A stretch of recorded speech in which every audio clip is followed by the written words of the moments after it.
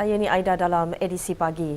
Johari Hashim, bapa kepada pelajar wanita yang maut akibat dikelar seorang lelaki pada Sabtu pernah membuat laporan polis mengenai anaknya yang sering diganggu suspek sejak di tingkatan 5. Suspek adalah rakan sekampung Nera Syuhada 20 dan pernah meluahkan hasrat untuk menjalin hubungan serius dengan mangsa. Namun keluarga Allahyarham menghalang hasrat pemuda itu kerana dia disyaki menagih dadah. Johari juga pernah menelefon dan menghantar SMS kepada suspek supaya tidak mengganggu anaknya. Satu laporan polis juga dibuat 4 tahun lalu namun suspek tetap mengganggu mangsa.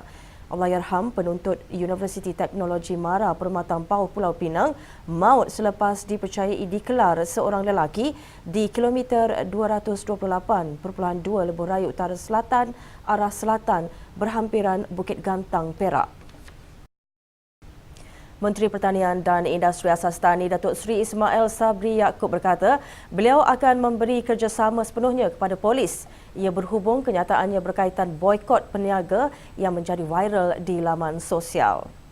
Beliau sebelum ini telah pun menjelaskan kenyataannya itu bukan terarah kepada peniaga kaum Cina sahaja. Ia ditujukan kepada semua pemborong dan peniaga yang masih tidak mahu menurunkan harga barang walaupun harga minyak telah diturunkan. Polis belum menghubunginya lagi. Datuk Seri Ismail Sabri juga akan membuat satu kenyataan mengenai isu itu nanti.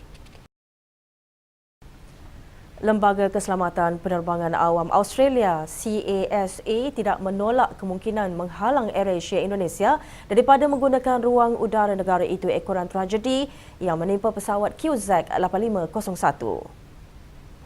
Kesatuan Sekerja Pengangkutan Australia pula pada Selasa telah menggesa Kerajaan Persekutuan untuk menggantung penerbangan keluar masuk di Perth dan Darwin. Ia ekoran kebimbangan mengenai isu keselamatan syarikat penerbangan itu. Setiausaha Kebangsaannya Tony Sheldon berkata beliau telah menulis kepada Timbalan Perdana Menteri Warren Truss. Sheldon meminta Truss mengarahkan CASA untuk mengaudit sistem latihan kaki tangan, cara penyelenggaraan pesawat dan keadaan hubungan industri.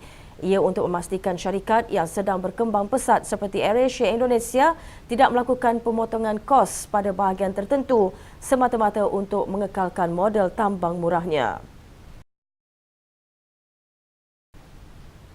306 orang lagi mangsa banjir di Sarawak dipindahkan setakat petang Selasa.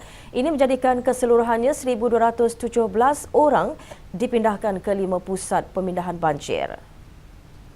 Menurut Jurucakap Majlis Keselamatan Negara, peningkatan jumlah itu dilaporkan di bahagian Sibu. Kini terdapat 995 mangsa berada di 2 buah pusat pemindahan. Bahagian Betong pula masih mencatatkan 172 mangsa di 2 pusat pemindahan. Terdapat 50 mangsa di sebuah pusat pemindahan di bahagian Mukah.